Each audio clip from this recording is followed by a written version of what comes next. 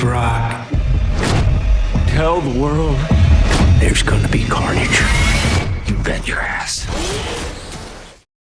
Eddie Brock interviews death row serial killer Cletus Kasady in an attempt to save his faltering career. Carnage breaks out of the prison after he takes possession of Cletus's body.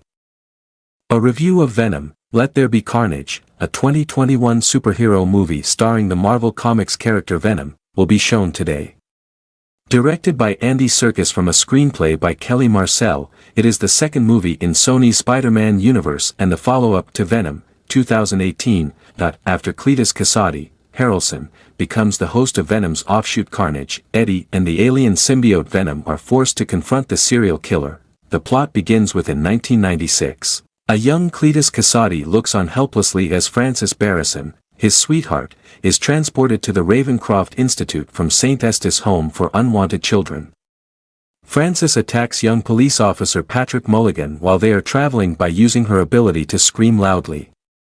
Because of her scream, Mulligan injures his ear and shoots Francis in the eye. Mulligan, who thinks he killed her, is unaware that Francis is still brought to Ravencroft, where her powers are limited, since serial killer Cletus won't speak to anyone but Eddie Brock. Mulligan, who is now a detective, begs the journalist to speak with Cletus at San Quentin State Prison. Following the visit, Eddie's extraterrestrial symbiote Venom discovers the location where Cletus has concealed his victims' bodies, greatly advancing Eddie's career.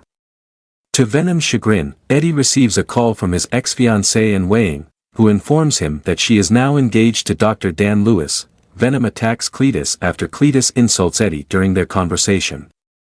Cletus consumes a tiny portion of the symbiote after biting Eddie's hand.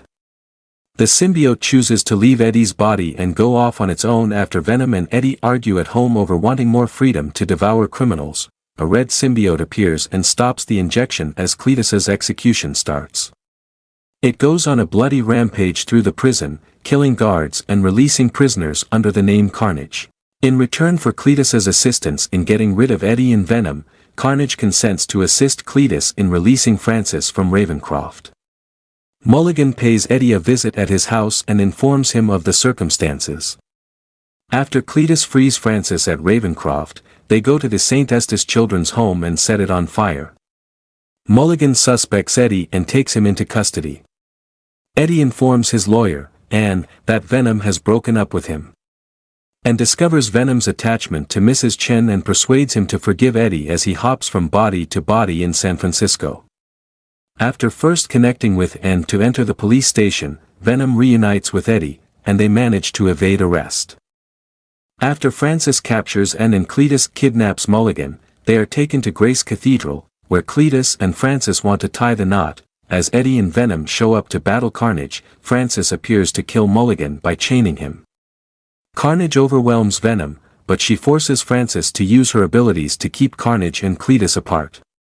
Cletus is killed by Venom, while Francis is crushed by the crumbling cathedral. When Mulligan's life is exposed, his eyes light up blue. As they consider their options, Eddie and Venom, who are now on the run, decide to take a vacation. During a mid-credit sequence, Venom is telling Eddie about the symbiote's ability to know about other worlds when they are abruptly taken from their hotel room to another room where they see J. Jonah Jameson discussing Spider-Man's television persona as Peter Parker. That concludes our review for today, but the discussion is far from over. For more, leave a comment, hit like, and subscribe for more videos. Keep the magic of movies alive until the next time, signing off from FK Bytes.